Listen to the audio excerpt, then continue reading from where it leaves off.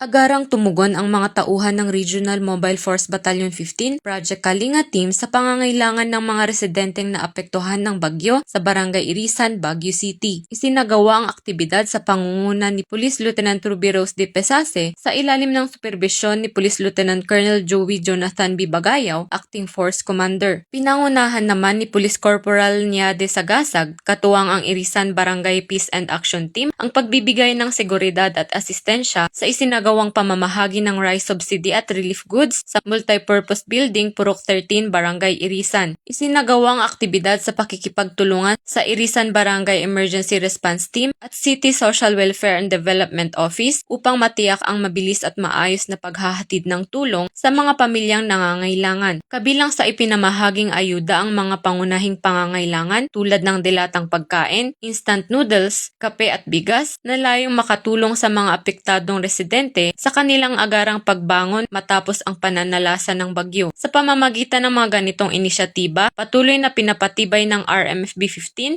ang ugnayan nito sa mga katuwang na ahensya at mga komunidad. Higit sa seguridad, pinakikita rin ng mga kapulisan ang tunay na malasakit at pagkalinga sa mamamayan, lalo na sa panahon ng kalamidad at pangangailangan. Ang patuloy na pakikipag-ugnayan at pagtutulungan ng mga kapulisan, mga lokal na pamahalaan, katuwang na organisasyon at komunidad ay nagsisilbing mahalagang hakbang tungo sa mas ligtas, matatag at mapagkalingang pamayanan.